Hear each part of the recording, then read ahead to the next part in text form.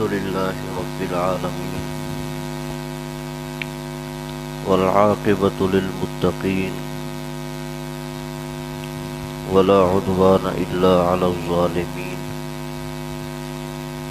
والصلاة والسلام على سيد الأنبياء والمرسلين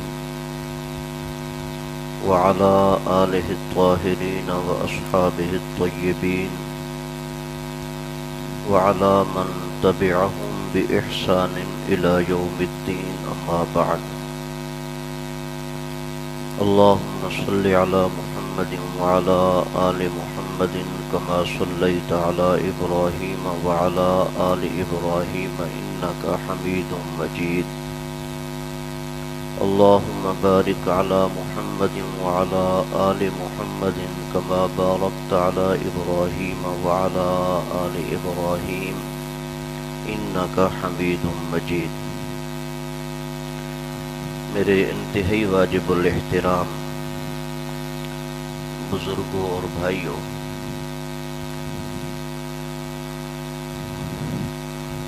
امت محمدیہ علی صاحبہ الصلاۃ والسلام کے ایمان کی اساس اور بنیاد اس بات پر رکھی گئی ہے کہ رسول اللہ صلی اللہ علیہ وسلم اللہ کے آخری نبی اور آخری رسول ہیں، اور اللہ سبحانہ و تعالی نے اپنی کتاب قرآن مقدس میں اس کا اعلان فرمایا: ما كان محمد ابا احد من رجالكم ولكن رسول الله وخاتم النبيين وكان الله بكل شيء عليما. فرمایا حضرت محمد صلی اللہ علیہ وسلم تمہارے مردوں میں سے کسی کے باپ نہیں ہیں، اور لیکن اللہ کے رسول ہیں اور آخری نبی ہیں، اور اللہ تبارک و تعالی ہر چیز کے جاننے والے ہیں. اور حدیث پاک میں آپ صلی اللہ علیہ وسلم نے اعلان فرمایا، کنز العمال کی حدیث پاک ہے، فرمایا اول الانبیاء آدم و آخرهم محمد صلی اللہ علیہ وسلم، کہ سب سے پہلے نبی حضرت آدم علیہ السلام ہیں اور سب سے آخری نبی حضرت محمد صلی اللہ علیہ وسلم ہیں. آپ صلی اللہ علیہ وسلم نے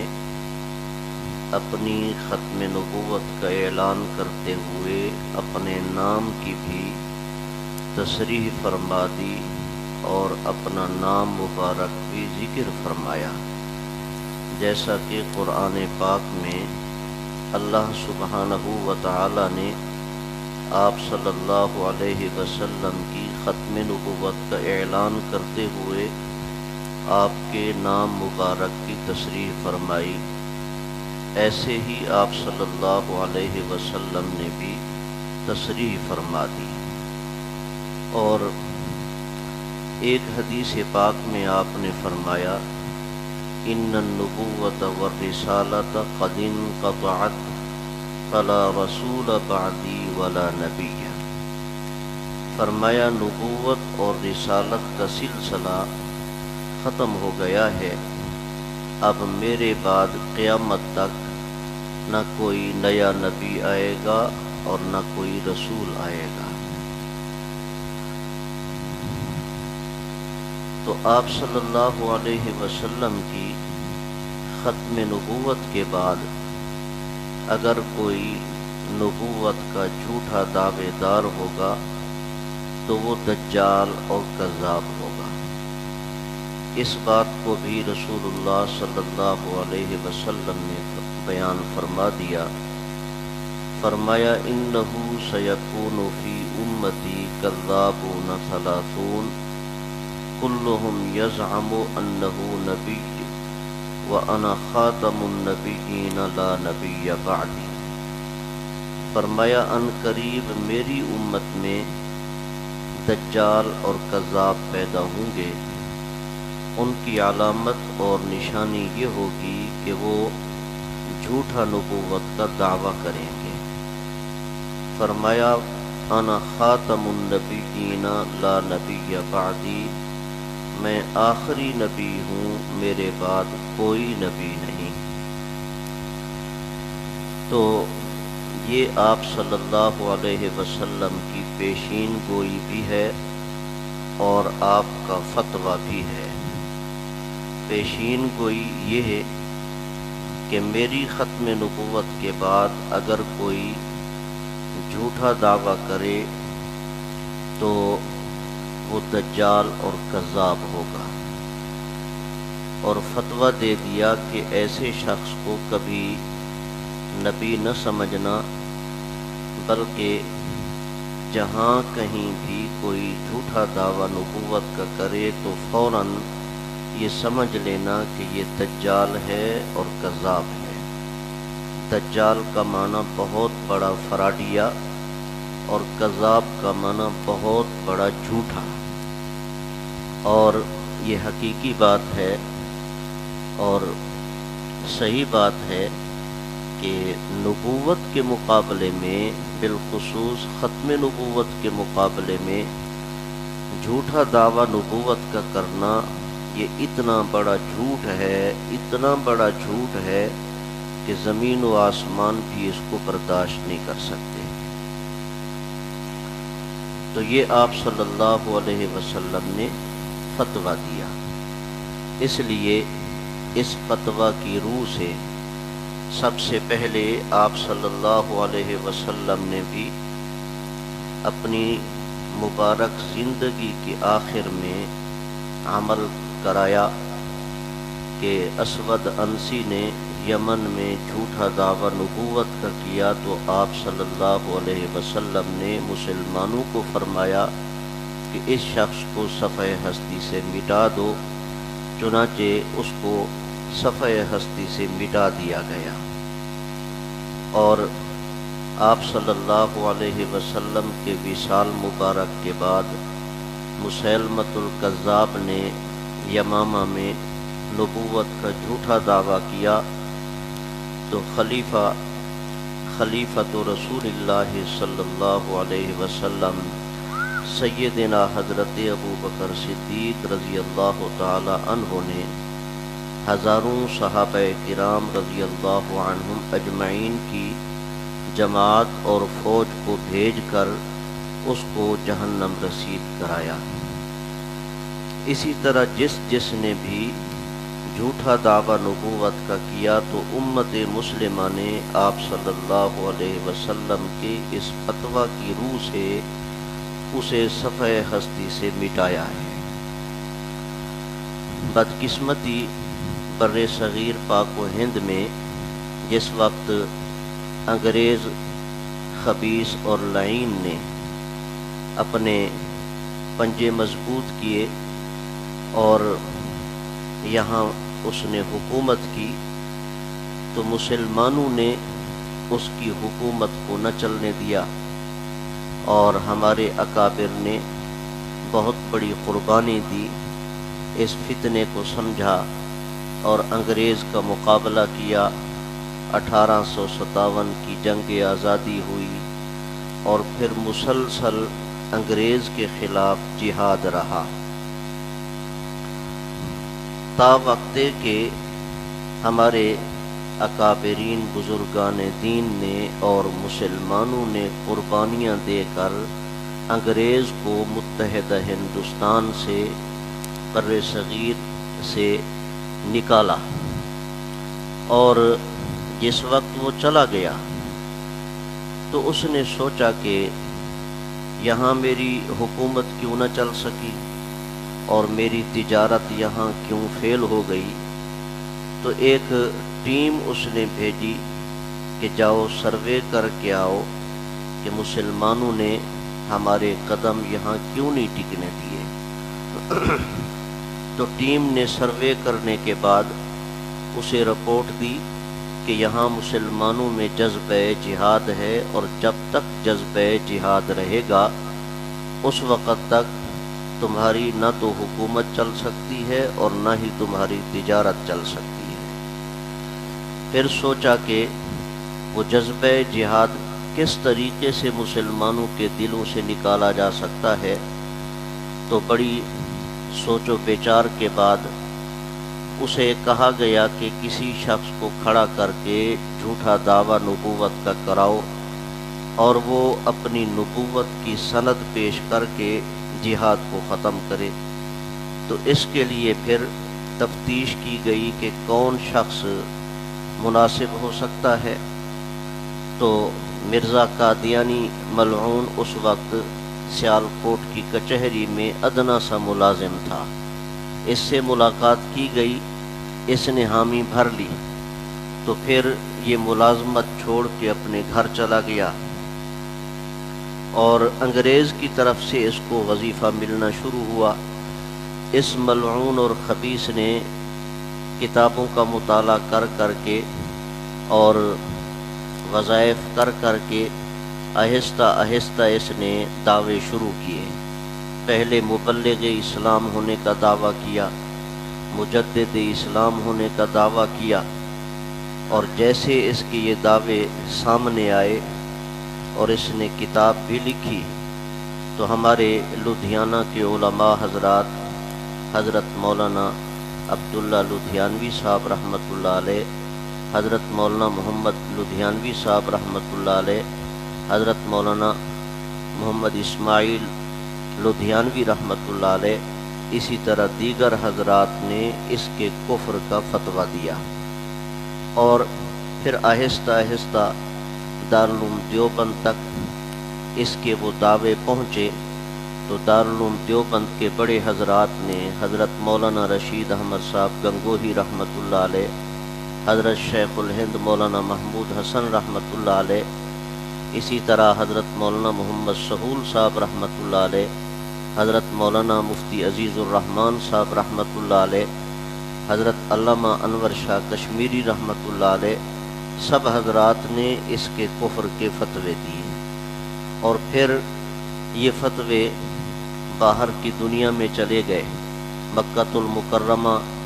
اور مدینۃ المنورہ، مصر، دمشق، شام، وہاں کے بڑے بڑے مفتیان کرام نے مرزا قادیانی کے کفر کے فتوے دیے،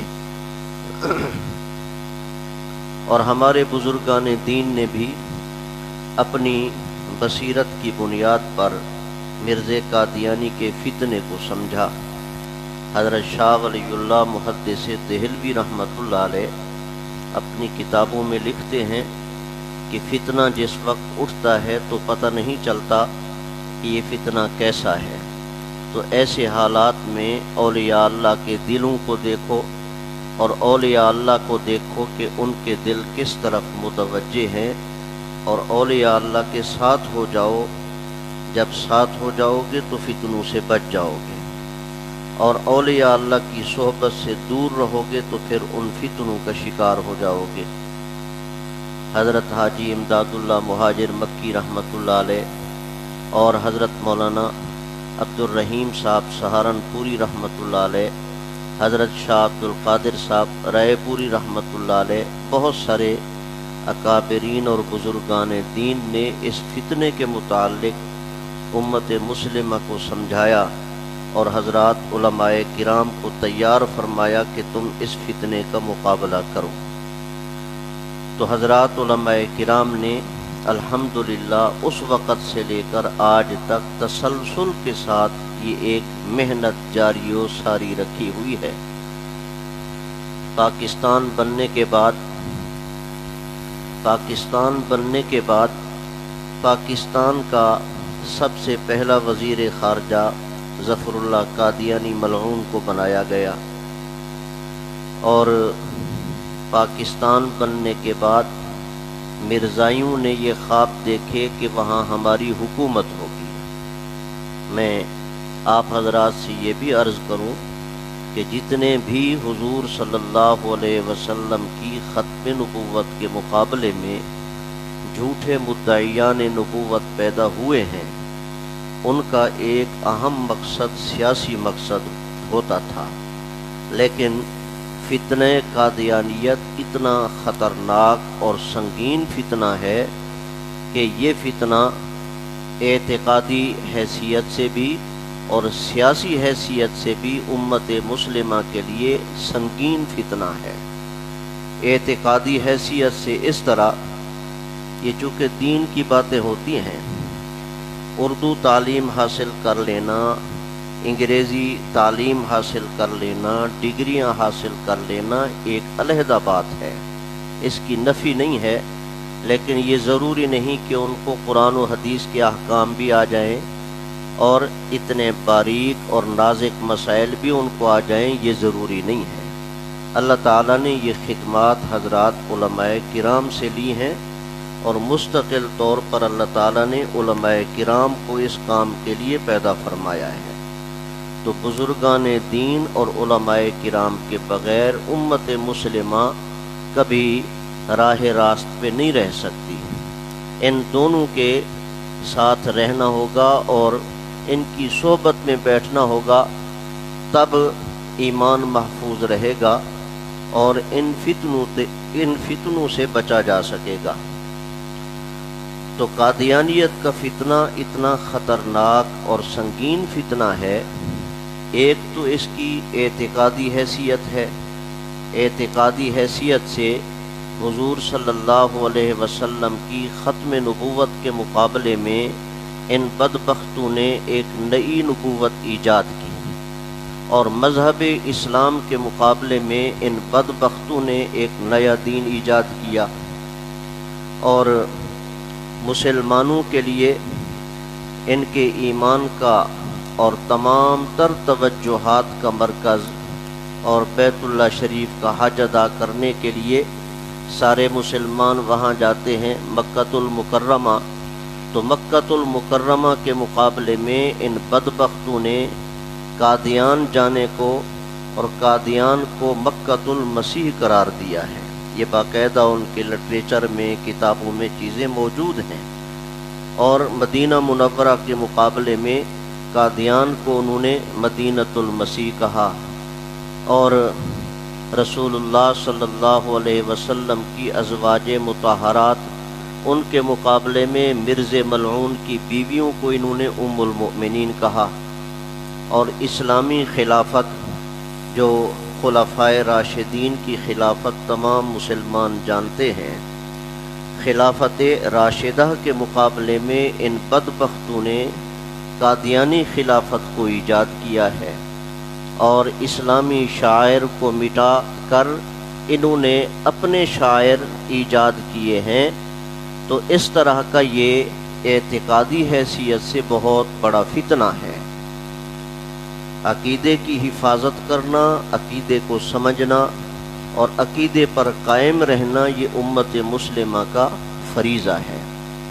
اور سیاسی حیثیت اس فتنے کی، وہ اس سے اندازہ لگا سکتے ہیں ہم کہ پاکستان بننے کے بعد سب سے پہلا وزیر خارجہ ظفر اللہ قادیانی بنایا گیا، اور اس ملعون نے آ کر پاکستان کا روپیہ پیسہ کھا کر، یہاں سے تنخواہ کھا کر، اور پاکستان کے سفارت خانے استعمال کر کے فتنہ قادیانیت کو پھیلایا، پوری دنیا میں مرز قادیانی ملعون کو اس نے متعارف کرایا۔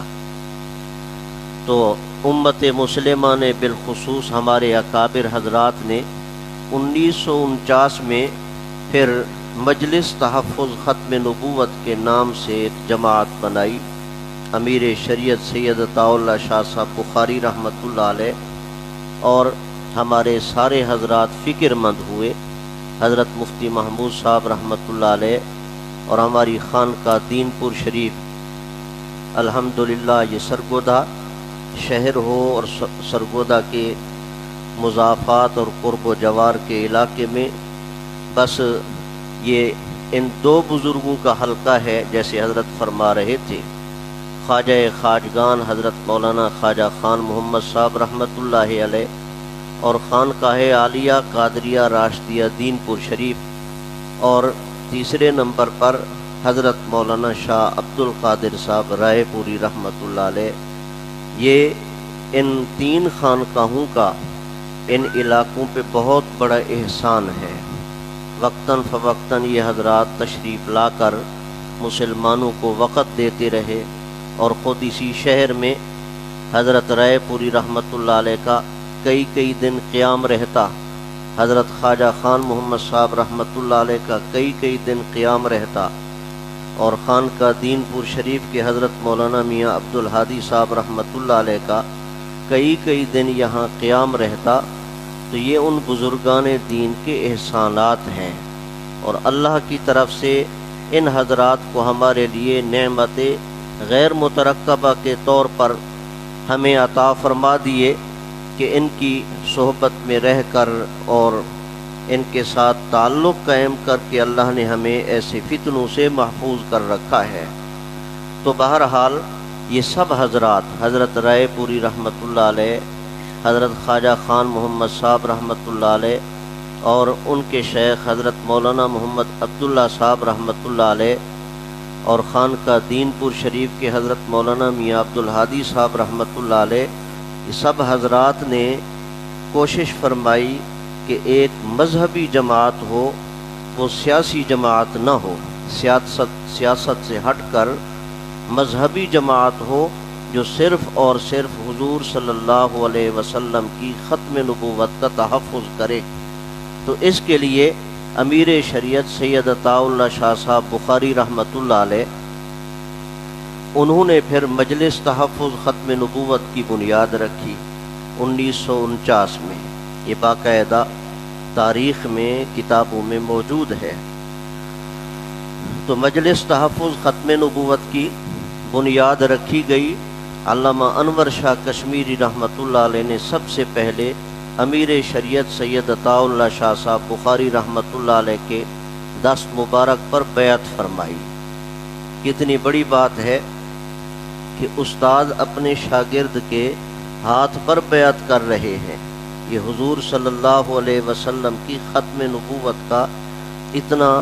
اونچی نسبت ہے، جیسے حضرت اور ابھی نعت میں بھی پڑھ رہے تھے، نسبت کے حوالے سے قیامت کے دن یہ نسبتیں کام آئیں گی۔ میں اور آپ خوش نصیب ہیں کہ ان حضرات کے نام مبارک سنتے ہیں، اور ان کے ساتھ اللہ تعالیٰ نے ہمارا یہ تعلق اور رشتہ جوڑ دیا ہے۔ تو جماعت کے سب سے پہلے امیر شریعت سید عطاء اللہ شاہ صاحب بخاری رحمۃ اللہ علیہ بنے، اور انہوں نے انتھک محنت فرمائی۔ میں اور آپ تصور نہیں کر سکتے ان حضرات کی محنتوں کا۔ سچی بات ہے، وہ حضرات رقبے بناتے تو آج بڑے بڑے نواب بھی ان کے مقابلے میں کوئی حیثیت نہ رکھ سکتے، لیکن انہوں نے رقبے نہیں بنائے، مارکیٹیں کھڑی نہیں کیں، انہوں نے اپنی پراپرٹی نہیں بنائی، انہوں نے سب کچھ چھوڑ کر صرف اور صرف حضور صلی اللہ علیہ وسلم کی ختم نبوت کا تحفظ کیا ہے، اور ہر قسم کے طبقے کو انہوں نے ساتھ ملایا ہے۔ میں حضرت امیر شریعت سید عطاء اللہ شاہ صاحب بخاری رحمۃ اللہ علیہ کی وسعت ظرفی کو جب دیکھتا ہوں تو حیران ہوتا ہوں کہ انہوں نے ہر قسم کے آدمی کو جو آیا ہے وہ واپس نہیں گیا۔ اس نے پھر ساری زندگی حضرت کے ساتھ گزار کر، چاہے جیلوں میں بھی جانا پڑا ہے، جیلوں میں گئے ہیں، لیکن حضرت کا ساتھ نہیں چھوڑا۔ اسی طرح ان کے بعد پھر خطیب اسلام حضرت قاضی احسان احمد صاحب شجابادی رحمۃ اللہ علیہ، وہ مجلس کے امیر رہے، اور ان کے بعد حضرت مولانا محمد علی جالندھری رحمۃ اللہ علیہ، مجاہد ملت مفکر اسلام، وہ جماعت کے امیر رہے۔ ان کے بعد حضرت مولانا لال حسین اختر رحمۃ اللہ علیہ جماعت کے امیر رہے۔ ان کے بعد مختصر وقت کے لیے حضرت مولانا محمد حیات فاتح قادیان رحمۃ اللہ علیہ امیر رہے۔ ان کے بعد محدث العصر حضرت مولانا سید محمد یوسف بنوری رحمتullah علیہ مجلس کے امیر رہے۔ ان کے بعد خواجہ خواجگان حضرت مولانا خواجہ خان محمد صاحب نور اللہ مرکزہ، جنہوں نے 33 سال سے زیادہ عرصہ اس جماعت کی امارت اور نائب امیر رہے اور جماعت کو 4 چاند لگائے۔ ان کے بعد حکیم العصر حضرت مولانا عبد المجید صاحب لدھیانوی رحمتullah علیہ جماعت کے امیر رہے، اور اب موجودہ امیر ہمارے شیخ الحدیث حضرت مولانا ڈاکٹر عبدالرزاق سکندر صاحب، مدیر و محتمم جامعۃ العلوم الاسلامیہ علامہ بنوری ٹاؤن، وہ جماعت کے امیر ہیں، اور نائب امیر حضرت مولانا خواجہ عزیز احمد صاحب دامت برکاتہم العالیہ، اور دوسرے نائب امیر حضرت مولانا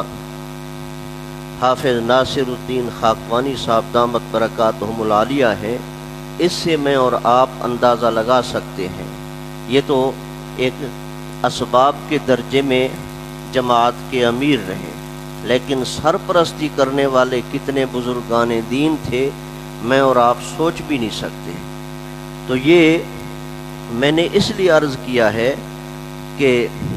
میری اور آپ کی کوئی حیثیت نہیں ہے کام کرنے کی، ہم کیا ہیں؟ حضور صلی اللہ علیہ وسلم کی ختم نبوت اور اس کا تحفظ کرنا میری اور آپ کی کیا حیثیت ہے؟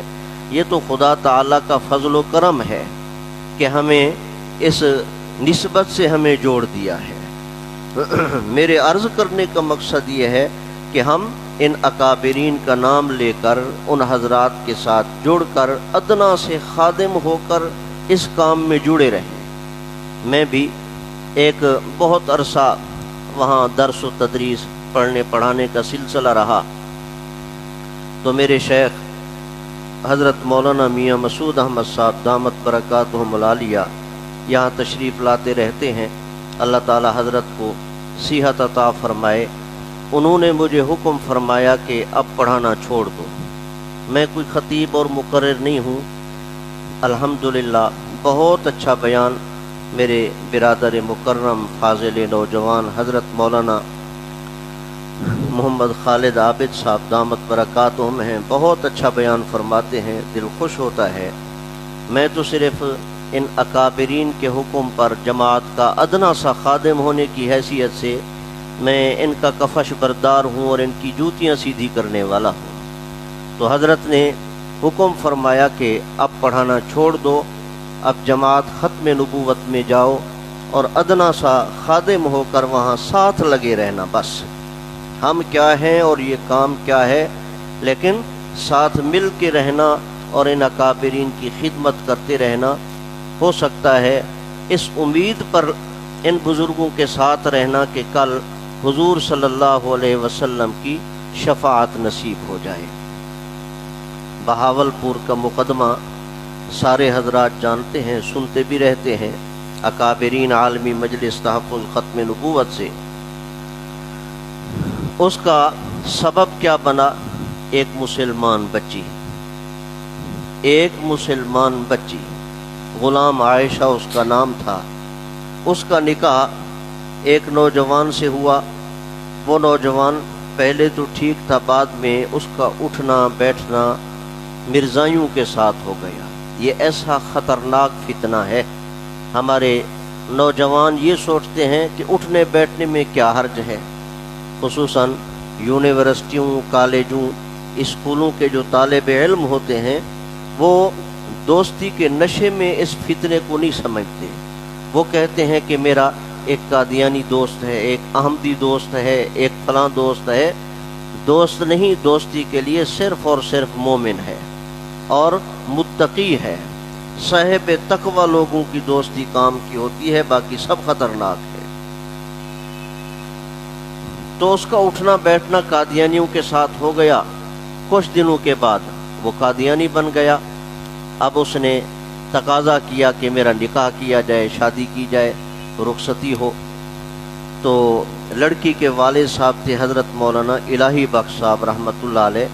دارالعلوم دیوبند کے فاضل تھے۔ تو جس وقت اس نے تقاضا کیا، ان کو پتہ چلا کہ وہ قادیانی ہو چکا ہے تو بہت پریشان تھے، اور اس پریشانی کے عالم میں ان پر غنودگی گھنٹوں گھنٹوں طاری رہتی تھی کہ میں کیا کروں۔ اب ظاہر بات ہے یہ تو اس آدمی کو پتہ ہوتا ہے جس پر بیتتی ہے، ہر آدمی یہ چیز نہیں سمجھ سکتا۔ تو اسے مشورہ دیا حضرات علماء کرام نے کہ آپ خان کا دین پور شریف تشریف لے جائیں۔ میں نے پہلے عرض کیا کہ فتنوں سے بغیر اولیاء اللہ کی صحبت کے بندہ نہیں بچ سکتا۔ اولیاء اللہ کی صحبت اتنی مؤثر چیز ہے۔ تو وہ بے ہوش رہتے تھے، لے گئے ان کو حضرت کے پاس دعا کرانے کے لیے بھی اور مشورے کے لیے بھی۔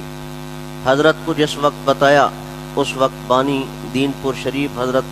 مولانا خلیفہ غلام محمد صاحب رحمۃ اللہ علیہ ہوتے تھے۔ تو حضرت نے مشورہ دیا کہ آپ عدالت میں مقدمہ دائر کریں۔ تب اس نے عدالت میں مقدمہ دائر کیا، اور پھر یہ کیس چلتا رہا 1926 سے لے کر 1935 تک، تقریباً 10 سال کی مدت یہ کیس چلتا رہا۔ بالآخر فیصلہ یہ ہوا کہ مرزا قادیانی اور اس کے ماننے والے جتنے لوگ ہیں یہ سب کے سب کافر ہیں، مرتد ہیں، دائرہ اسلام سے خارج ہیں۔ یہ الحمدللہ متحدہ ہندوستان کی سب سے پہلی عدالت بہاولپور، ریاست بہاولپور کو یہ اعزاز حاصل ہے کہ وہاں ختم نبوت کا مسئلہ چلا اور مرزائیوں کو غیر مسلم قرار دیا گیا، ان کو کافر قرار دیا گیا، ان کو مرتد قرار دیا گیا۔ یہ بھی اس ملعون فتنے کی نحوست ہے، قادیانی فتنے کی، کہ جتنی ریاستیں تھیں، ریاست بہاولپور ہو، ریاست بھوپال ہو، ریاست حیدرآباد دکن ہو، یہ بہت بڑی ریاستیں ہوتی تھیں کہ اسلام کا کچھ نہ کچھ نقشہ نظر آتا تھا وہاں، لیکن اس ملعون فتنے نے آ کر وہ ساری ریاستیں ختم کرائیں۔ یہ جو میں اور آپ عنوان دیکھ رہے ہیں، دفاع ختم نبوت اور دفاع پاکستان، تو یہ دونوں مسئلے ساتھ ساتھ چلتے ہیں۔ پاکستان بننے کے بعد سب سے پہلا وزیر خارجہ ظفر اللہ قادیانی ملعون بنا۔ اس وقت سے ہمارے اکابرین نے، مسلمانوں نے، علماء نے حکومت سے یہ مطالبہ رکھا کہ ایک تو ظفر اللہ قادیانی کو عہدے سے ہٹایا جائے، اور دوسرا غیر مسلم قادیانیوں کو غیر مسلم اقلیت قرار دیا جائے، اور تیسرا کہ اس ظفر اللہ خبیث و ملعون نے جو کلیدی عہدوں پہ مرزائیوں کو بٹھا دیا، اور اس وقت سے یہ آج تک پاکستان کے لیے گلے کی ہڈی بنے ہوئے ہیں، اور پاکستان کو یہ ترقی نہیں کرنے دیتے۔ پوری دنیا میں الحمدللہ یہ حقائق ہیں، یہ صرف میری باتیں نہیں ہیں، یہ حقائق ہیں۔ ہمارے اکابر نے، علماء نے، مؤرخین نے یہ ساری باتیں لکھی ہیں۔ مصور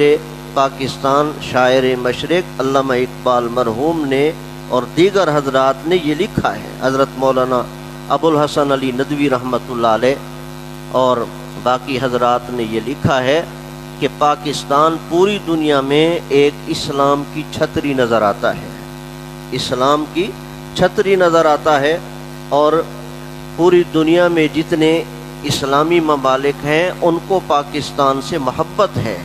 اور ایک امید لگا کر بیٹھے ہیں کہ وہاں اسلامی نظام نافذ ہوگا۔ لیکن یہ بدقسمتی ہے کہ 70 سال سے زیادہ عرصہ بیت رہا ہے پاکستان کی عمر کو کہ ابھی تک پاکستان میں اسلامی نظام نہیں آیا۔ ایک بدنیتی ہے ہمارے حکمرانوں کی، صدر سے لے کر نچلے چپڑاسی تک سب کے سب بدنیت ہیں۔ حضور صلی اللہ علیہ وسلم نے فرمایا انما الاعمال بالنیات، کہ اعمال کا دار و مدار نیتوں پر ہوتا ہے، تو یہ سب کے سب بدنیت ہیں، ان کی بدنیتی پاکستان کو نہیں چلنے دیتی، اور اس سے سب سے پہلے نمبر پر یہ قادیانی فتنہ ہے کہ یہ ملعون چھپے بیٹھے ہیں اور اپنے آپ کو ظاہر نہیں کرتے، تنخواہیں پاکستان کی کھاتے ہیں، روپیہ پیسہ پاکستان کا کھاتے ہیں، روٹیاں پاکستان کی کھاتے ہیں، ایسے نمک حرام ہیں اور حرام خور ہیں کہ نہ پاکستان کو چلنے دیتے ہیں بلکہ الٹا بیرون دنیا میں پاکستان کو بدنام کرتے ہیں۔ اور مسلمانوں کو بدنام کرتے ہیں، اور سب سے زیادہ علماء کرام کے خلاف یہ سازشیں کرتے ہیں۔ یہ کیوں کرتے ہیں؟ کہیں صحابہ کرام رضی اللہ عنہم اجمعین کی توہین ہو رہی ہے، اور کہیں حضور صلی اللہ علیہ وسلم کی توہین ہو رہی ہے، اور کہیں مقامات مقدسہ کی توہین ہو رہی ہے، کہیں قرآن پاک کی توہین ہو رہی ہے۔ یہ سب رسول اللہ صلی اللہ علیہ وسلم کی ختم نبوت کے خلاف سازشیں ہیں۔ یہ ساری حضور صلی اللہ علیہ وسلم کی ختم نبوت کے خلاف سازشیں ہیں۔ علماء کے خلاف نفرت پھیلانا ہو، یا ملک پاکستان کے خلاف نفرت پھیلانا ہو، دینی مدارس کے خلاف نفرت پھیلانا ہو، یا صحابہ کرام رضی اللہ عنہم اجمعین پر سب و شتم کرنا ہو، ان کی توہین کی جائے، قرآن مقدس کی توہین کی جائے، یہ سب کے سب ان کا بس نہیں چلتا، اور وہ کھل کر حضور صلی اللہ علیہ وسلم کی توہین نہیں کرتے۔ تو یوں یہ بدبخت اور ملعون بدباطن لوگ یوں اپنے دلوں کی بھڑاس نکال کر حضور صلی اللہ علیہ وسلم کی توہین کو پھیلا رہے ہیں پوری دنیا میں۔ اس لیے میرے بھائیوں، یہ دونوں چیزیں ہمارے لیے ضروری ہیں کہ ہر مسلمان ایک تو یہ مطالبہ رکھے کہ پاکستان میں اوپر سے لے کر نیچے تک تمام عہدوں سے ان قادیانی خبیثوں ملعونوں کو ہٹایا جائے۔ کتنی بڑی نحوست کی بات ہے کہ کالج ہو، یونیورسٹی ہو اور اسکول ہو، اس کا پرنسپل قادیانی تو نچلا طبقہ مسلمانوں کا ہے۔ بڑے بڑے ادارے ہیں، وہاں اوپر قادیانی بیٹھے ہیں، نیچے مسلمان ہیں، اور مسلمان اچھے تعلیم یافتہ ہیں، اچھی ڈگریاں ہیں ان کے پاس، اعلیٰ تعلیم یافتہ ہیں، لیکن نہ ان کو ملازمت دی جاتی ہے اور نہ ان کو ترقی دی جاتی ہے۔ ان کی ترقی میں رکاوٹ، ان کی ملازمت میں رکاوٹ یہی سب سے بڑے خبیث اور ملعون قادیانی ہیں۔ تو اس لیے میرے بھائیوں، اس فتنے کے خلاف کام کرنا، آواز اٹھانا، یہ ہر مسلمان کا فریضہ ہے، اور ہم اپنے ان بڑوں کے ساتھ مل کر، جیسے جماعت عالمی مجلس تحفظ ختم نبوت، الحمدللہ اس کا نام ہے، پاکستان بننے سے لے کر آج تک الحمدللہ تسلسل کے ساتھ یہ جماعت